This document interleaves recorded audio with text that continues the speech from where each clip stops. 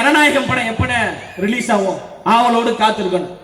அந்த தம்பிக்கு சொல்றேன், 3 மாதத்திற்கு முன்பாக திரைப்படம் வந்தால் தளபதி விஜய் நடித்த திரைப்படம் என்று வரும். 3 மாதத்திற்கு பிறகு அந்த படம் வந்தால் தமிழ்நாட்டின் முதலமைச்சர் விஜய் நடித்த திரைப்படம் ஜனநாயகம் என்று வரும். ஜனநாயக படத்துக்கு ஒரு பிரச்சனை, அவர் பின்னாடி கோடிக்கணக்கான தோழர்கள் கோடிக்கணக்கான தொண்டர்கள் இருக்கிறாங்க. அவர் நினைத்திருந்தால் சொடக்கு போட்டு தமிழ்நாட்டில் மிகப்பெரிய புரட்சியை ஏற்படுத்தியிருக்க முடியும், போராட்டங்கள் செய்திருக்க முடியும், பேருந்துகள் இயங்காமல் செய்திருக்க முடியும், சாலைகள் முடக்கப்பட்டிருக்கும். அந்த அளவுக்கு அவர் மக்களை தூண்டிவிட்டு மிகப்பெரிய ஒரு போராட்டத்தை முன்னெடுக்கலாம். ஜனநாயகம் படம் என்பது என்னுடைய படம், என் பிரச்சனை, நான் அதை சட்ட ரீதியாக எதிர்கொள்கிறேன். என் பிரச்சனையில் மக்களை நான் பயன்படுத்த மாட்டேன், மற்றவர்களை நான் தூண்ட மாட்டேன் என்று சொல்லக்கூடிய ஒரே தலைவர் அண்ணன் விஜய் அவர்கள். திமுக என்பது திராவிட முன்னேற்ற கழகம் கிடையாது, திருடர்கள் முன்னேற்ற கழகம். அதனால் தான் தலைவர் தளபதி அவர்கள் திமுகவை தீய சக்தி என்று சொன்னார். சரி, திமுக என்றால் திருடர்கள் முன்னேற்ற கழகம், அப்ப அதிமுக என்றால் அனைத்தையும் திருடும் முன்னேற்ற கழகம். அப்போ தீய சக்தி திமுகவையும் அனைத்தையும் திருடும் அதிமுகவையும் வீழ்த்தக்கூடிய தூய சக்தி தான் தமிழக வெற்றி கழகம். பிறப்புக்கும் எல்லா உயிருக்கும் என்கின்ற சித்தாந்தத்தோடு, எல்லோருக்கும் எல்லா கிடைக்கும் என்ற கோட்பாடோடு மதசார்பற்ற சமூக நீதி அரசியலை முன்னெடுக்க வேண்டும் என்று தலைவர் தளபதி அவர்கள் பொது வாழ்க்கைக்கு வந்திருக்கிறாங்க. புரட்சி தலைவர் எம்ஜிஆர் அவர்களுக்கு தாய்மார்களுடைய ஆதரவு இருந்தது, அதன் பிறகு அண்ணா அவர்களுக்கு ஆதரவு இருந்தது, அதன் பிறகு 2 தலைவருக்கு பிறகு தமிழ்நாட்டில் தாய்மார்களுடைய ஆதரவு இருக்கக்கூடிய ஒரே தலைவர் அண்ணன் விஜய் அவர்கள் தான். அதற்கு ஒரே உதாரணம் இங்கே நடந்து கொண்டிருக்கின்ற இந்த கூட்டம். தாய்மார்களுடைய அன்பையும் ஆதரவையும் பெற்ற தலைவர்கள் தமிழ்நாட்டில் தோற்றதாக வரலாறே கிடையாது. அண்ணா அவர்களுக்கு தாய்மார்களின் ஆதரவு இருந்தது, தமிழ்நாட்டின் முதலமைச்சராக வந்தார். புரட்சி தலைவர் எம்ஜிஆர் அவர்களுக்கு தாய்மார்களுடைய ஆதரவு இருந்தது, தமிழ்நாட்டின் முதலமைச்சராக வந்தார். மறைந்த கேப்டன் விஜயகாந்த் அவர்களுக்கு தாய்மார்களுடைய அன்பும் ஆதரவும் இருந்தது, எதிர்கட்சி தலைவர் வரைக்கும் வந்தார். அவர்களின் வரிசையில் தாய்மார்களுடைய அன்பையும் ஆதரவையும் பெற்ற நம்ம வீட்டு பிள்ளை, உங்க வீட்டு பிள்ளை அண்ணன் விஜய் அவர்கள். சென்ட் ஜார்ஜ் கோட்டையில் அண்ணன் விஜய் அவர்கள் முதலமைச்சராக அமர்வதை எந்த கொம்பாதி கொம்பன் நினைத்தாலும் தடுக்கவே முடியாது. வானத்தில் இருக்கின்ற நட்சத்திரத்தை எப்படி எண்ண முடியாதோ, அண்ணன் விஜய் அவர்கள் தமிழ்நாட்டின் முதலமைச்சராக அமர்வதை யாரும் தடுக்கவே முடியாது. இங்க ஒரு அமைச்சர் இருக்கிறார், தாமோ அன்பரசன் சொல்லிட்டு. அவர் பேர் அன்பரசன்லாம் கிடையாது, துன்பரசன். அவரால் மக்களுக்கு துன்பங்கள் மட்டும்தான் இருக்கு. அவர் சொல்றார், விஜய் அவர்கள் தான் எங்க கால் தூசிக்கு கூட சமம் கிடையாது என்று சொல்றார். நாங்க சொல்றோம், 75 ஆண்டுகள் பவள விழா கொண்டாடிய திமுக என்கின்ற கட்சி எங்களுக்கு கால் தூசிக்கு சமம் கிடையாது. பவள விழா கொண்டாடிய திமுக என்கின்ற கட்சியை தமிழ்நாட்டில் வீழ்த்தக்கூடிய ஒரே ஆற்றல் வாய்ந்த கட்சியாக தமிழக வெற்றி கழகம் அண்ணன் விஜய் அவர்களும் இருக்கிறாங்க. இந்த பகுதியை எங்கு திரும்பினாலும் டாஸ்மார்க், அதுவும் தாமோ அன்பரசன் அவர்களுடைய இல்லத்திலிருந்து அவர் வரக்கூடிய எல்லா பகுதிகளிலும் அரசு பள்ளிக்கூடங்கள் இருக்கு, அது பக்கத்தில் ஒரு டாஸ்மார்க். அதன் பிறகு அங்கிருந்து ஒரு 2 கிலோமீட்டர் தனியார் பள்ளிக்கூடங்கள் இருக்கு, அங்க டாஸ்மார்க். அவர் வீட்டில் இருந்து இங்க வரக்கூடிய இந்த பகுதி வரைக்கும் பல இடங்களில் சாராய கடையை திறந்து வைத்து மக்களை நாசகார செயலில் ஈடுபட்டு கொண்டிருக்கின்ற ஒரு அயோக்கியத்தனமான அமைச்சர் தான் தாமோ அன்பரசன் அவர்கள். பேசுவீங்களா? 24 மணி நேரம் தாவேகாக்கு எதிராக பேசக்கூடிய மாண்புமிகு மரியாதைக்குரிய அமைச்சர் தாமோ அன்பரசன் அவர்களே, டாஸ்மாக் கடையை இழுத்து மூடுங்க. தாவேகாவுக்கு கொள்கை கிடையாது, தாவேகாவுக்கு கோட்பாடு கிடையாது என்று சொல்லக்கூடிய தாமோ அன்பரசன் அவர்களே, விருதுநகர் மாநாடு ஒன்று நடந்தது, திமுகவினுடைய மாநாடு. திமுக கட்சியை சார்ந்தவர்கள் எல்லாம் என்ன பண்ணாங்கன்னா, அங்க கட்டியிருந்த வாழை தார பிடிச்சி தொங்குனாங்க. வாழை தார பிடிச்சி தொங்கணும், இன்னொருத்த பிடிச்சி தொங்குறான். ஒரு பக்கம் கரும்ப களவாடிட்டு போறாங்க. அந்த மாநாட்டில் போடப்பட்ட சேரை எல்லாம் திருடியது. இது எந்த கொள்கையில வரும் ஐயா தாமோ அன்பரசன் அவர்களே? வாழத்தாரை பிடித்து தொங்குவதுதான் உங்களுடைய கொள்கையா? கரும்பை களவாடுவதுதான் உங்களுடைய கொள்கையா? சேரை திருடுவதுதான் உங்களுடைய கொள்கையா? தமிழக வெற்றி கழகம் என்பது கொள்கையால் உருவாக்கப்பட்ட ஒரு கட்சி. அண்ணல் அம்பேத்கர் அவர்கள் சாதி தலைவர் கிடையாது, அவர் உலகம் முழுவதும் சாதித்த தலைவர் என்று உயர்த்தி பிடிக்கின்ற ஒரே கட்சி தமிழக வெற்றி கழகம். கர்ம வீரர் காமராஜர் அவர்கள் நாடாருக்கான தலைவர் கிடையாது, நாடாண்ட தலைவர் என்று காமராஜர் அவர்களை உயர்த்தி பிடிக்கின்ற கட்சி தமிழக வெற்றி கழகம். ஈசிஆர் சரவணன் அவர்களுக்கு நான் ஒரு தகவல் சொல்றேன், உண்மையிலே சொல்றேன். அஞ்சலை அம்மாள் என்கின்ற அந்த விடுதலை போராட்ட தியாகியை தமிழக வெற்றி கழகத்தின் கொள்கை தலைவராக அறிவிப்பதற்கு முன்னாடி எனக்கு தெரியாது, உண்மையிலே தெரியாது. அந்த அஞ்சலை அம்மாள் என்கின்ற அந்த பெண் புரட்சியாளரை, இந்திய நாட்டின் விடுதலைக்காக போராடிய அந்த தியாகியை தமிழ்நாடு மட்டுமல்லாமல் உலகம் முழுவதும் கொண்டு போய் சேர்த்த பெருமை எங்கள் அண்ணன் விஜய் அவர்களுக்கு தான் இருக்கு. இதுல ஒரு வெட்கக்கேடு என்ன தெரியுமா? அஞ்சலை அம்மாள் அவருடைய பேரன் யார் தெரியுமா? 1000 விளக்கு சட்டமன்ற உறுப்பினர் எழிலன், திமுக இருக்கிற கொள்கையை பேசுற, கோட்பாடை பேசுற திமுக கட்சியை சார்ந்தவர்கள் எத்தனை பேருக்கு அஞ்சலை அம்மாள் அவர்களே மக்களிடம் கொண்டு போய் சேர்த்திருக்கீங்க? நீங்க சொல்லக்கூடிய நடிகர், நீங்க சொல்லக்கூடிய கூத்தாடி, நீங்க சொல்லக்கூடிய இந்த விசிலடித்தான் கூட்டம் தான் அஞ்சலை அம்மாள் என்கின்ற அந்த பெண்மணியை பட்டி தொட்டி எங்கும் கொண்டு போய் நாங்க சேர்த்திருக்கிறோம். வீரமங்க வேலுநாச்சியார் அவர்களை கொண்டு போய் நாங்க சேர்த்திருக்கிறோம். பெண் விடுதலை இல்லை என்றால் மண் விடுதலை கிடையாது. சாதி ஏற்றத்தாழ்வுகள் கூடாது, பிரிவினைகள் கூடாது, ஒடுக்குமுறைகள் கூடாது என்று 97 வயதில் மூத்திர சட்டியை பிடித்துக் கொண்டு வீதி வீதியாக போனாரே தந்தை பெரியார் அவர்கள் எங்களுடைய கொள்கை தலைவர் என்று உயர்த்தி பிடித்த ஒரே கட்சி தமிழக வெற்றி கழகம் தான், அண்ணன் விஜய் அவர்கள் தான். அவர் ஒன்றும் அப்படி சினிமால இருந்து நேரடியாக அரசியல் களத்துல எல்லாம் குதிக்கல. 30 ஆண்டுகளாக அண்ணன் ஈசிஆர் சரவணன் அவர்கள் இந்த மண்ணுக்காக, மக்களுக்காக ரசிகர் மன்றம் மூலமாக, நற்பணி மன்றம் மூலமாக, மக்கள் இயக்கம் மூலமாக, தமிழக வெற்றி கழகமாக பல உதவிகளை செய்திருக்காரு. அண்ணன் ஈசிஆர் சரவணன் அவர்கள் செய்த உதவியில் 10% கூட இந்த அமைச்சர் தாமு அன்பரசன் அவர்கள் செய்திருக்க மாட்டீங்க. எங்களுடைய மாவட்ட செயலாளர் செய்யக்கூடிய எல்லா உதவியுமே அவர் உழைத்த பணத்திலிருந்து உதவி செய்தவர்கள். இவர்கள் கொள்ளையடித்த பணத்திலிருந்து உதவி செய்து கொண்டு நாங்க மக்களுக்கு செய்யறோம் அப்படின்றாங்க. தன்னிடம் இருக்கக்கூடிய சொத்தை நாட்டிற்காக கொடுத்தவர் யார்? ஜவஹர்லால் நேரு. ஆனா நாட்டு மக்களுடைய சொத்தை தனக்காக கொள்ளையடித்தது யாரு? திருச்சி KN நேரு. மக்களுடைய பணங்களை கொள்ளையடித்துக் கொண்டு நம்மளை ஏமாற்றி கொண்டிருக்கிறாங்க. திமுக என்றாலே 3 வகைப்படுங்க. இவன் யாரு கேட்டாலும் சொல்லிருங்க. திமுக என்பது 3 வகைப்படும். ஒன்று திருட்டு, இன்னொன்று இருட்டு, மூன்றாவது உருட்டு. சொல்லுங்க, திமுக 3 வகைப்படும். ஒரு வகை, இரண்டாவது வகை, மூன்றாவது வகை.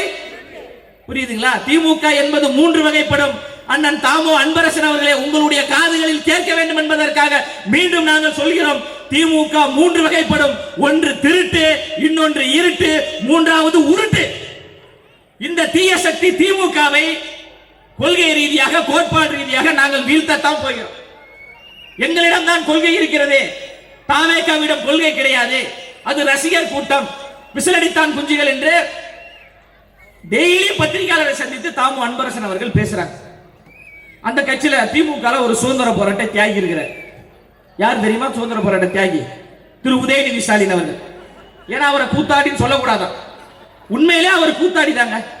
2 ஆண்டுகளுக்கு முன்பு நயன்தாராவோடு டான்ஸ் ஆடியவர் தானே திரு உதயநிதி ஸ்டாலின் அவர்கள். அவரை கூத்தாடின்னு சொல்லக்கூடாதான். சரி, அவர் சுதந்திர போராட்ட தியாகியாவே இருந்துட்டு போட்டார். அவருடைய ஒரு பிறந்த நாள் நிகழ்வு, அந்த பிறந்த நாள் நிகழ்வுல ஒரு பாடல் போட்டு நடனம் ஆடுறாங்க. அமைச்சர் தாமோ அன்பரசன் அவர்களே, மரியாதைக்குரிய அமைச்சர் அவர்களே, பாசத்திற்குரிய அமைச்சர் அவர்களே, நாள்தோறும் பத்திரிகையாளரை நீங்க சந்திக்கிறீங்க, தாவேகாக்கு எதிராக, அண்ணன் விஜய் அவர்களுக்கு எதிராக நீங்க பேசுறீங்க. தெம்பு இருந்தா, திராணி இருந்தா, துணிச்சல் இருந்தா, தைரியம் இருந்தா நான் கேட்கக்கூடிய இந்த கேள்விக்கு பதிலை நாளைக்கு நீங்கள் பத்திரிகையாளரிடம் சொல்ல வேண்டும். ஒரு பாட்டு ஒண்ணு போடுறாங்கம்மா, அது ஒரு திமுக கட்சி, கொள்கை சார்ந்த கட்சி, கோட்பாடு சார்ந்த கட்சின்னு சொல்றாங்கல்ல, அப்ப ஒரு திராவிட சார்ந்த பாட்டை போடலாம், இல்ல அந்த கட்சியினுடைய கொள்கை சார்ந்த பாட்டை போடலாம். முன்னாடி அமைச்சர் உட்கார்ந்து இருக்காரு, பெரிய கருப்பன். ஏற்கனவே கருப்பன் ரொம்ப குசும்புக்காரன் தான், அவர் இப்படி முன்னாடி உட்கார்ந்து இருக்காரு, மேடையில நடனம் ஆடுறாங்க. பாட்டில் சரக்கு ஒண்ணு குடிக்கவா, குடிச்சு தண்ணி மேல தள்ளாடாம நடக்கவா, குளிக்க தொட்டி ஒண்ணு கட்டவா, கட்டி ரம்மு ஜிம்மு அதில் ஊத்தவா, சாஞ்சிக்கலாமா சாச்சிக்கலாமா, சந்தோஷமா தான் சாஞ்சிக்கலாமா, குளிக்கி வச்ச கோகா கோலா போல சாயங்காலம் வேண்ட பொங்கி வந்தால. அமைச்சர் பொங்கிட்டார் போல. உடனே அவரு, அம்மா அங்க நின்று ஆடாதம்மா, முன்னாடி வந்து ஆடுமா. அப்படின்னு அவர் சொல்ல, அமைச்சர் தாமு அன்பரசன் அவர்களே, குலுக்கி வச்ச கொக்கோ கோலா எந்த சித்தாந்தத்தில் வருது, எந்த திராவிட கோட்பாட்டில் வருது, எந்த கொள்கையில வருது சொல்ல முடியுமா? ரம்மு ஜிம் விளக்கம் கொடுங்க. பாட்டில் சரக்கு ஒண்ணு குடிக்கவா சொல்லுங்க, பதில சொல்லுங்க. அப்ப கூத்தாடியாக இருந்து கொண்டு மக்களை ஏமாற்றி கொண்டு நாசகார செயலில் ஈடுபட்டு கொண்டிருக்க நீங்கள் எங்களை பார்த்து கொள்கைவாதிகளா கோட்பாடுவாதிகளா என்று நீங்க சொல்றீங்க. இந்த மேடையிலிருந்து நான் சொல்றேன், தமிழக வெற்றி கழகம் என்பது கொள்கை சார்ந்த ஒரு கட்சி தான். புரட்சியாளர் அண்ணல் அம்பேத்கர் அவர்களுக்கும் தந்தை பெரியார் அவர்களுக்கும் வாய்ப்பு இருந்தா அண்ணன் ஈசிஆர் சரவணன் அவர்களோடு அமைச்சர் தாமு அன்பரசன் அவர்கள், ஏன் தொடர்ந்து நான் அவரை சொல்றேன்னா அவர் தான் நம்ம கட்சிக்கு எதிராக பேசிட்டு இருக்காரு. அமைச்சர் தாமு அன்பரசன் அவர்களே, எங்களுடைய மாவட்ட செயலாளர் அண்ணன் ஈசிஆர் சரவணன் அவர்களோடு அவருடைய கார்ல பனையூர் அலுவலகத்துக்கு வாங்க. பனையூர் அலுவலகம் திறக்கப்படும். திறக்கப்படுகின்ற பொழுது நேராக இருக்கும் புரட்சியாளர் அம்பேத்கர் அவர்களுக்கும் தந்தை பெரியார் அவர்களுக்கும் சிலை இருக்கும். நாங்கள் கொள்கைவாதிகள் கோட்பாடுவாதிகள் என்று பேசக்கூடிய திமுக கட்சியினரை பார்த்து நான் கேட்கிறேன், நானும் அண்ணன் ஈசிஆர் சரவணன் அவர்களும் அமைச்சர் தாமு அன்பரசன் அவருடைய வாகனத்தில் அண்ணா அறிவாலயத்துக்கு நாங்கள் வருகிறோம். அண்ணா அறிவாலயத்திற்குள் அண்ணல் அம்பேத்கருக்கும் தந்தை பெரியாருக்கும் சிலை இருந்தா நான் இதுக்கப்புறம் பேசுறதே நிறுத்தினேன். 75 ஆண்டுகள் பவள விழா கொண்டாடிய கட்சி, கொள்கை கட்சி, கோட்பாடு கட்சி நீங்க சொல்றீங்களா? அம்பேத்கருக்கு சிலையை காட்டுங்க உங்களுடைய தலைமை அலுவலகத்தில், பெரியாருக்கு காட்டுங்க, அஞ்சலி அம்மாளுக்கு காட்டுங்க, கருமை வீரர் காமராஜருக்கு காட்டுங்க. இந்த மண்ணுக்காக மக்களுக்காக உழைத்த, மொழிக்காக போராடிய, தமிழ்நாட்டின் உரிமைக்காக போராடியவர்களை நினைவுபடுத்திக் கொண்டிருக்கின்றார் தலைவர் தளபதி அவர்கள். அவர் ஒரு மகத்துவமான தலைவர், ஒரு மக்கள் தலைவர் என்பதற்கு ஒரு சிறந்த உதாரணம். வரும்போது ஒரு தோழர் கேட்டார், அண்ணா ஜனநாயகம் படம் எப்ப ரிலீஸ் ஆகும், ஆவலோடு காத்திருக்கணும். அந்த தம்பிக்கு சொல்றேன், 3 மாதத்திற்கு முன்பாக திரைப்படம் வந்தால் தளபதி விஜய் நடித்த திரைப்படம் என்று வரும். 3 மாதத்திற்கு பிறகு அந்த படம் வந்தால் தமிழ்நாட்டின் முதலமைச்சர் விஜய் நடித்த திரைப்படம் ஜனநாயகம் என்று வரும். ஜனநாயக படத்துக்கு ஒரு பிரச்சனை, அவர் பின்னாடி கோடிக்கணக்கான தோழர்கள், கோடிக்கணக்கான தொண்டர்கள் இருக்கிறாங்க. அவர் நினைத்திருந்தால் சொடக்கு போட்டு தமிழ்நாட்டில் மிகப்பெரிய புரட்சியை ஏற்படுத்தியிருக்க முடியும், போராட்டங்கள் செய்திருக்க முடியும், பேருந்துகள் இயங்காமல் செய்திருக்க முடியும், சாலைகள் முடக்கப்பட்டிருக்கும். அந்த அளவுக்கு அவர் மக்களை தூண்டிவிட்டு மிகப்பெரிய ஒரு போராட்டத்தை முன்னெடுக்கலாம். ஜனநாயகம் படம் என்பது என்னுடைய படம், என் பிரச்சனை, நான் அதை சட்ட ரீதியாக எதிர்கொள்கிறேன். என் பிரச்சனையில் மக்களை நான் பயன்படுத்த மாட்டேன், மற்றவர்களை நான் தூண்ட மாட்டேன் என்று சொல்லக்கூடிய ஒரே தலைவர் அண்ணன் விஜய் அவர்கள். அதே தாமு அன்பரசன் அவர்கள் சொல்றார், சுயநலத்துக்காக அரசியலுக்கு வந்தாரு, விஜய் அவர்கள் சினிமா விட்டு சுயநலத்துக்காக வந்தாருன்னு சொல்றாங்க. தாமு அன்பரசன் அவர்களே, நீங்கள் ஒரு அறிவார்ந்த அமைச்சராக இருப்பீங்கன்னு நினைச்சேன். இருந்தால் நான் உங்களுக்கு சொல்றேன், அண்ணன் விஜய் அவர்கள் மட்டும் வெற்றி பெற்றால் முதலமைச்சர் ஆக முடியாது. சிங்கிள் மெஜாரிட்டி என்பது 118 பேர் ஜெயிக்கணும். அப்ப அண்ணன் ஒருவர் ஜெயிச்சு விட்டார் என்றால் 117 பேர் சட்டமன்ற உறுப்பினராக வெற்றி பெற்றால் மட்டும்தான் தமிழ்நாட்டில் ஆட்சி அமைக்க முடியும். அப்ப 117 பேர் யாரு? 30 ஆண்டு காலமாக மண்ணுக்காக, மக்களுக்காக, ரசிகர் மன்றம் மூலமாக, நட்பணி மன்றம் மூலமாக அண்ணன் ஈசிஆர் சரவணன் போன்ற பல பேர் சட்டமன்றத்தில் அலங்கரிக்கப்படுறாங்க. 1967 அண்ணா அவர்கள் எப்படி எளிய மக்களுக்கான அரசியலை முன்னெடுத்தாரோ, எளிய மக்களை அதிகாரத்திற்கு கொண்டு வந்தாரோ, அண்ணா வழியில் இருக்கக்கூடிய எங்கள் அண்ணா விஜய் அவர்கள் சட்டமன்றத்தில் எளியவர்களை கொண்டு போய் சேர்க்க போறார். முதியோர் இல்லமாக இருக்கின்ற சட்டமன்றங்கள் இளையோர் இல்லமாக மாற்றக்கூடிய சூழலை அண்ணன் விஜய் அவர்கள் உருவாக்குறார். அப்ப இதுல எங்க சுயநலம் இருக்கு? இது பொதுநலம். நம்பர் 1 இந்த நிமிடம் வரை தமிழ் சினிமாவின் சூப்பர் ஸ்டாராக இருக்கக்கூடிய ஒரே தலைவர் அண்ணன் விஜய் அவர்கள். தயாரிப்பாளர்கள் கியூல நிற்கிறாங்க, இயக்குநர்கள் கியூல நிற்கிறாங்க அவரை வைத்து படம் எடுப்பதற்கு. பேரும் வேண்டாம், புகழும் வேண்டாம், பணமும் வேண்டாம், என்னை இந்த இடத்திற்கு உயர்த்தியது தமிழ்நாட்டு மக்கள் என்று தியாக உணர்வோடு வரக்கூடிய ஒரே தலைவர் அண்ணன் விஜய் அவர்கள் தான். பணங்களை தூக்கி எறிந்துவிட்டு, கோடிகளை தூக்கி எறிந்துவிட்டு இந்த கேடிகளை வீழ்த்த வேண்டும் என்று மிக உயர்ந்த நோக்கத்தோடு வர. ஆனா இந்த திமுக நம்மளை எதிர்கொள்வதற்கு திராணி இல்லாமல் சட்ட ரீதியாக முடக்குவது, மக்களை சந்திக்க விடாமல் தடுப்பது, மேடை அமைக்க கூடாது, கொடியேற்ற கூடாது, பேனர் வைக்க கூடாது, போஸ்டர் வைக்க கூடாது என்று பல நிபந்தனைகளை முன்வைக்கிறீங்க. பேனர் வைத்தா பேனரை கிழிக்கிறீங்க, போஸ்டர் வைத்தா போஸ்டரை கிழிக்கிறீங்க. உங்களால் பேனரை கிழிக்க முடியும், போஸ்டரை கிழிக்க முடியும். ஆனா தமிழ்நாட்டில் இருக்கின்ற 8 கோடி மக்களுடைய இதயத்தில் இருக்கின்ற அண்ணன் விஜய் அவர்களை உங்களை என்ன செய்ய முடியும்? இன்னும் ஒருத்தருடைய இதயத்தையும் கிழிச்சு பார்ப்பீங்களா? இப்ப 5000 ரூபாய் கொடுக்குறாங்க. ஏன் கொடுக்குறாங்க? கோடை காலம் போன வருஷத்துல வரலையா? அதுக்கு முந்தின வருஷத்துல கோடை மாதங்கள்லாம் வரலையா? இப்ப திடீரென்று 5000 ரூபாய் கொடுக்குறாங்கன்னா அது நம்மளுடைய பணம். தாராளமாக பெற்றுக்கொள்ளுங்கள். 5000 போதாது, இன்னும் 5000 போட்டு 10000 கொடுங்கள் என்று நீங்க கேளுங்க. ஆனால் நீங்கள் 10000 இல்ல 1 லட்சம் கொடுத்தாலும் கூட மக்கள் அதை வாங்கிக் கொள்வார்கள். ஆனால் ஓட்டு என்பது விசில் சின்னத்திற்கு தான் நான் வாக்களிப்பேன் என்று மக்கள் மிக உறுதியாக இருக்கிறாங்க. மாணவர்களுக்கு லேப்டாப் கொடுக்குறீங்க, 10 லட்சம் லேப்டாப் கொடுத்தீங்க. அந்த லேப்டாப்பை வாங்கி எல்லா மாணவர்களும் என்ன சொல்றாங்க? எங்களுடைய ஓட்டு டிவி கேக்குன்றாங்க. பொங்கலுக்கு 3000 ரூபாய் கொடுக்குறீங்க. அந்த பணத்தை வாங்கி கொண்டு மக்கள் என்ன சொல்றாங்க? ரொம்ப நன்றி முதலமைச்சர் அவர்களே, ஆனா ஓட்டு நாங்க விசிலுக்கு தான் போடுவோம்ன்றாங்க. அப்ப மக்கள் மிக தெளிவாக இருக்கிறாங்க. 75 ஆண்டுகளாக இந்த மண்ணை சுரண்டு கொள்ளையடித்த திமுகவும் அதிமுகவும் வேண்டாம், இவர்களை வீழ்த்தக்கூடிய ஆற்றல் வாய்ந்த ஒரு கட்சியாக தாவேகா இருக்கு. பேருந்தே செல்ல முடியாத கிராமத்தில் தாவேகாவினுடைய கொடி பறக்குது. தமிழ்நாடு முழுவதும் தாவேகா என்று பெரும் படை இருக்கிறது. அதை பொறுத்து கொள்ள முடியாமல் தான் திமுக நம்மளை நசுக்க பார்க்கிறது. நீங்க எவ்வளவு அடக்குமுறைகளை ஒடுக்குமுறைகளை கொண்டு வந்தாலும் அதை எல்லாவற்றையும் எதிர்கொள்வதற்கு ஆற்றல் வாய்ந்தவர்களாக நாங்கள் இருக்கிறோம். மக்களை நாங்கள் போய் சந்திக்கிறோம். மக்கள் எங்களை தேடி வருகிறார்கள், நாங்கள் மக்களை தேடி செல்கிறோம். அப்போ உங்களுடைய கொள்கையை சொல்லுங்க, கோட்பாடை சொல்லுங்க. 4.5 வருடமாக திமுக என்ன செய்தது என்று சொல்லி மக்களிடம் வாக்க கேளுங்க. ஆனா அதெல்லாம் அவங்ககிட்ட எதுவுமே கிடையாது. தாவேகா தாவேகா தாவேகா. அண்ணன் விஜய் விஜய் விஜய் உங்களை புலம்ப வைத்திருக்கிறார் அண்ணன் விஜய் அவர்கள். இதுதான் எங்களுக்கான வளர்ச்சி, இதுதான் எங்களுக்கான கோட்பாடு, இதுதான் எங்களுக்கான சித்தாந்தம். தமிழ்நாட்டின் முகமாகவும் தமிழ்நாட்டின் முகவரியாகவும் இருக்கக்கூடிய ஒரே தலைவராக அண்ணன் விஜய் அவர்கள் இருக்கிறார்.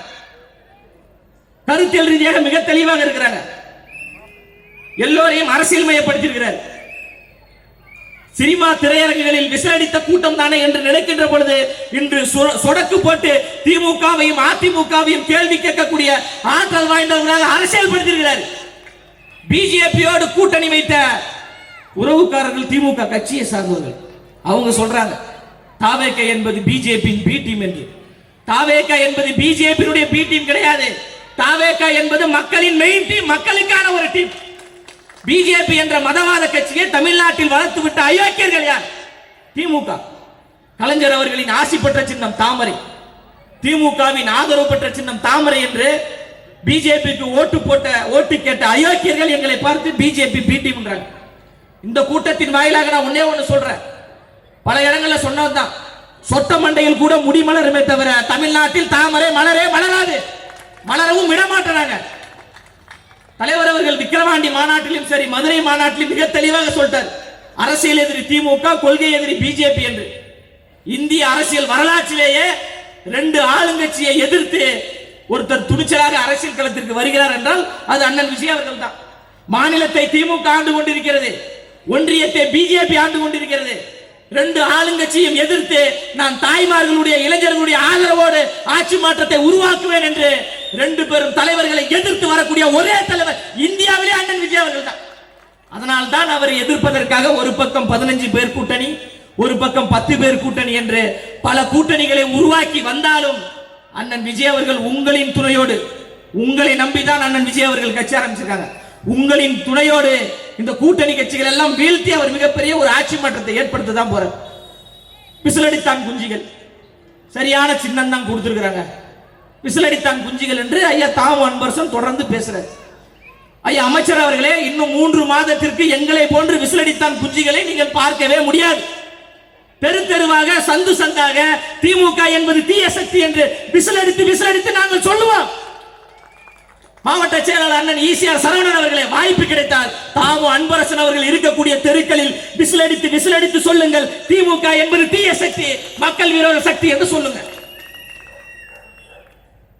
சரியான சின்னம் தான் கொடுத்திருக்கிறாங்க. விசிலடிக்கின்ற பொழுது குப்பை வண்டி எடுத்துட்டு மாநகராட்சி ஊழியர்கள் வருவாங்களா, இல்லைன்னா தாவேகா கட்சியை சார்ந்தவர்கள் வருவாங்களா அப்படின்ற ஒரு சந்தேகம் இருக்கும். சரியான சின்னம் தான் கொடுத்திருக்கிறாங்க அப்படின்னு விமர்சிக்கிறாங்க. ஆம், நாங்கள் விசிலடித்துக் கொண்டு தெரு தெருவாக வருவோம். விசில் சத்தத்தை கேட்டு மக்கள் எல்லோரும் வெளியில் வருவாங்க. குப்பை வண்டி வந்து விட்டது, குப்பையை போட வேண்டும் என்று வெளியில் வருவாங்க. சும்மா வர மாட்டாங்க, கைகளில் கருப்பு கலர் கவரோடு வருவாங்க. கைகளில் டஸ்ட்பினோடு வருவாங்க. அந்த கருப்பு கலர் கவரிலும் டஸ்ட்பினிலும் இருப்பது திமுக என்கின்ற குப்பை. அந்த குப்பையை குப்பை வண்டியில் போட்டு ஊருக்கு ஒதுக்குப்புறமாக போடுவதுதான் தாவேக கட்சியினுடைய இலக்கு, தோழர்களுடைய இலக்கு. அதனால இங்கு திரளாக கூடியிருக்கின்ற தாய்மார்களே பல வாக்குறுதிகளை சொன்னாங்க. சிலிண்டருக்கு மானியம் 100 ரூபாய் தரேன்னு சொன்னாங்க. கொடுத்தாங்களா? கொடுக்கல. எல்லா தாய்மார்களுக்கும் 1000 ரூபாய் தருவோம்னு சொன்னாங்க, தரல. 504 வாக்குறுதிகள் சொன்னாங்க, அதில் 300 வாக்குறுதிகள் கூட நிறைவேற்றல. மானிய விலையில் ரேஷன் அட்டைக்கு 3 LED பல்பு தரப்படும் என்று சொன்னாங்க. பல்பு கொடுத்தாங்களாமா? கொடுக்கல. ஆனா ஒட்டுமொத்த தமிழ்நாட்டுக்கும் பல்பு கொடுத்து கொண்டிருக்காங்க. இங்க நடந்து கொண்டிருக்கின்ற ஆட்சி என்பது மன்னர் ஆட்சி, குடும்ப ஆட்சி. ஒரே குடும்பத்திலிருந்து மாறி மாறி தலைவர்கள் வராங்க.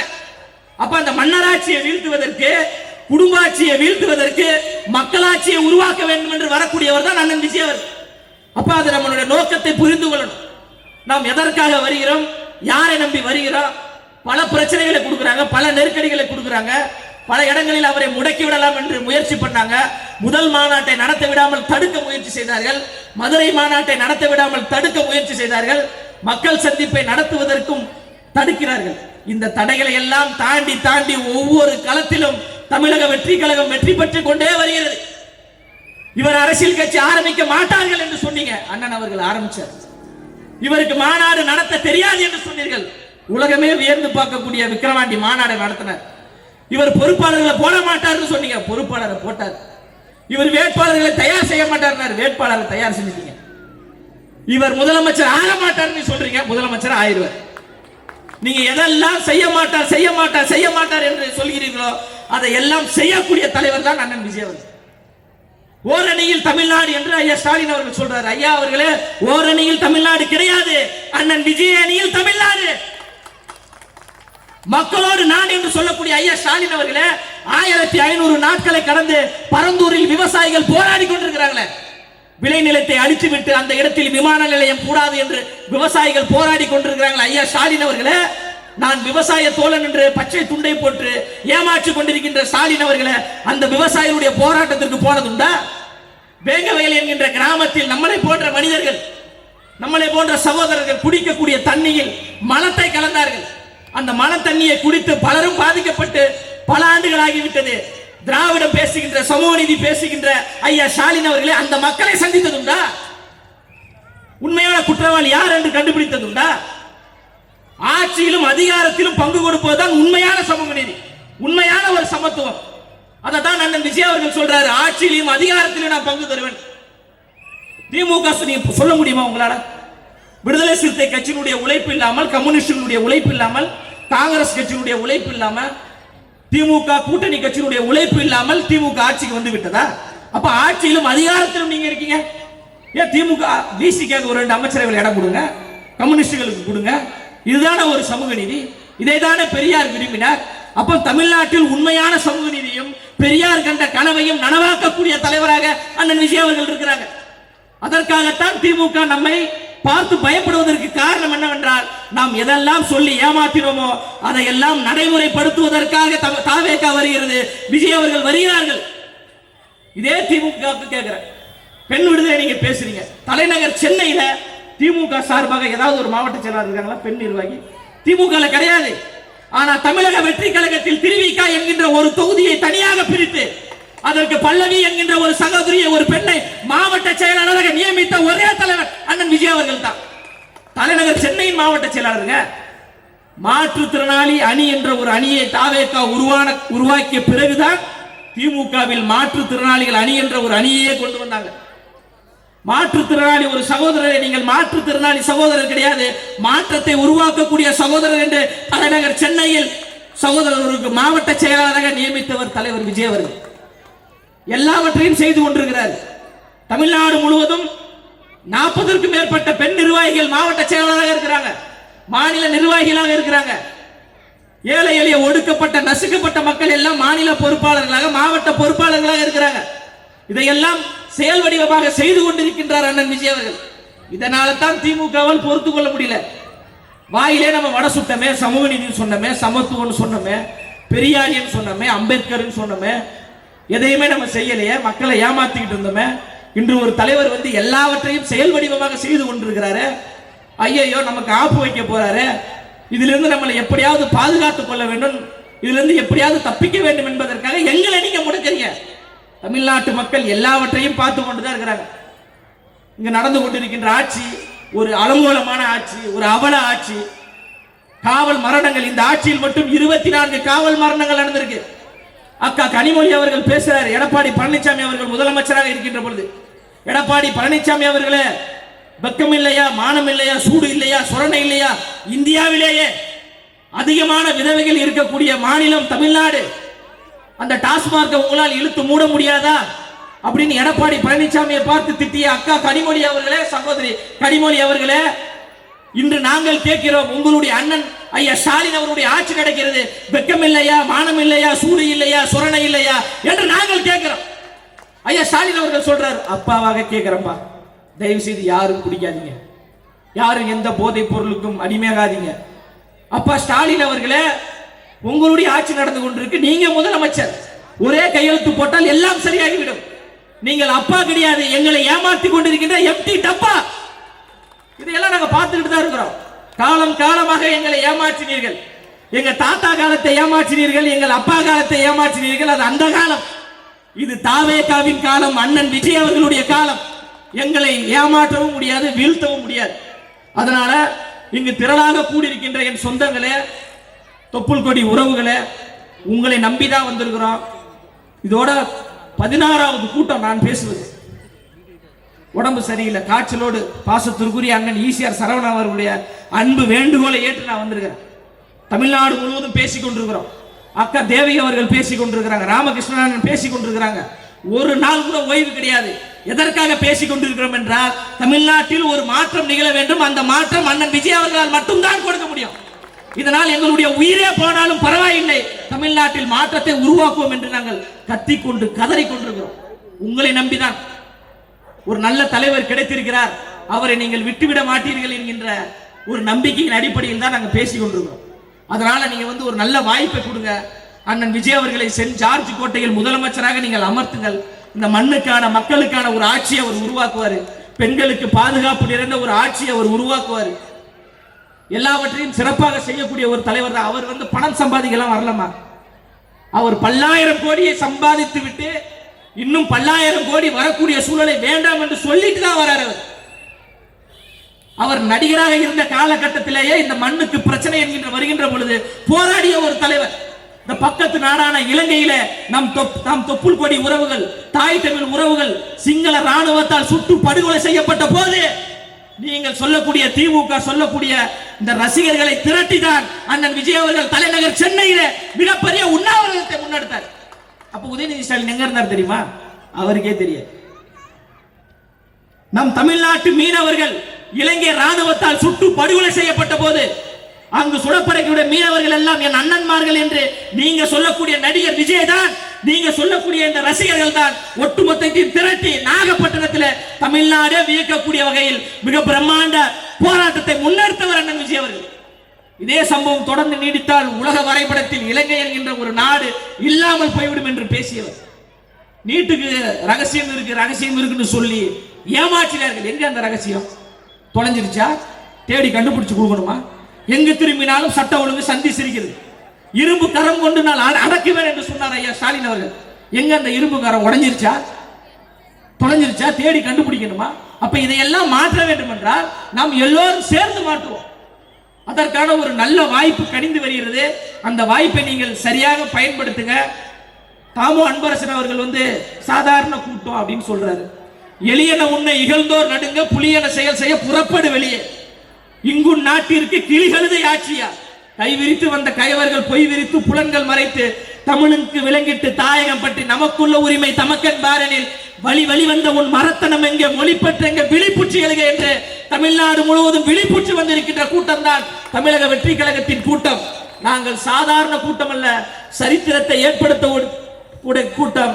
இங்கே கூடியிருக்கின்ற கூட்டம் என்பது கூடி கலையும் கூட்டம் அல்ல, திமுகவை கூண்டோடு வீழ்த்தக்கூடிய கூட்டம் என்பதை நினைவில் வைத்துக் கொள்ளுங்கள்.